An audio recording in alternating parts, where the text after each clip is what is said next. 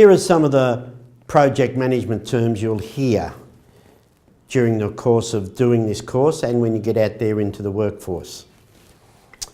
You'll hear about cost management, and that's exactly what it means.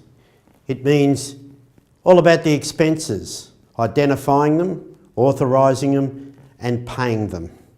But it's got to do with the project, of course. Then there's dependency. And what dependency means is it's a logical relationship between two projects. So one project might need to finish before another one starts, or they both might need to start at the same time. So it can be from start to finish, from start to start, from finish to finish, finish to start. That's what a dependency is. Then there's the business case, and that's a document outlining the justification for starting or initiating the project. And that's got to contain everything, costs, reasons, everything needed, business case. And then there's procurement management, and that's basically sourcing and purchasing the resources from preferred suppliers or new suppliers, keeping your ethics in check. And then there's project scheduling. And that means they're planned dates for activities, for tasks that have to be finished. So it's the whole scheduling thing, project scheduling. Then we've got milestones. That's the recognition of important events, the achievement of a key project deliverable, a milestone, something that's really, really happened well. Then there's quality planning. Here it is up here, quality planning. And that's your quality control.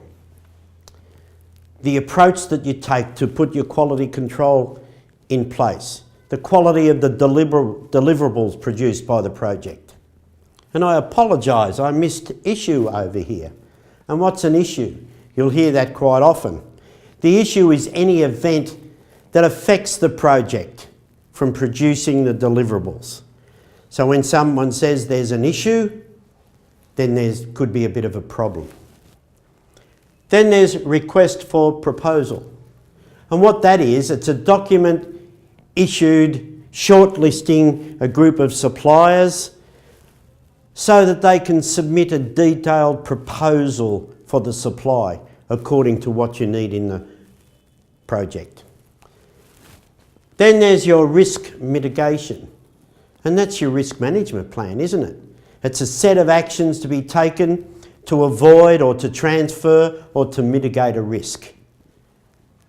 Risk management, risk mitigation, you'll hear that all the time. You'll hear the word scope, and scope means the scope of the project, the whole lot of the project, the total aggregation of all the deliverables, the scope.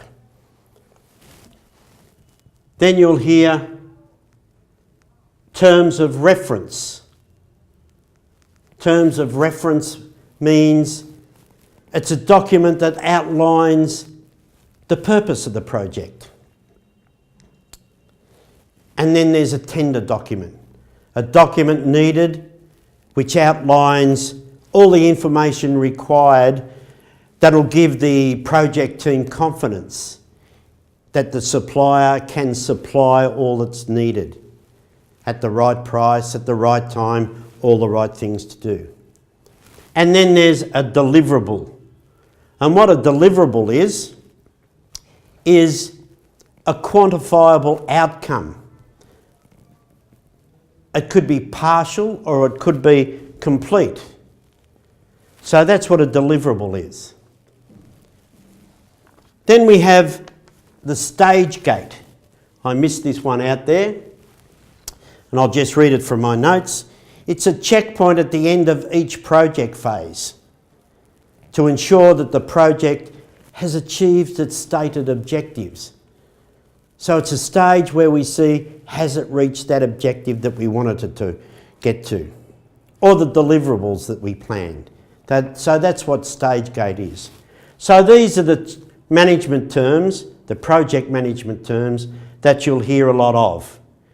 And what I'd like you to do is to get a list of these, read them carefully so that you'll understand them when you hear them.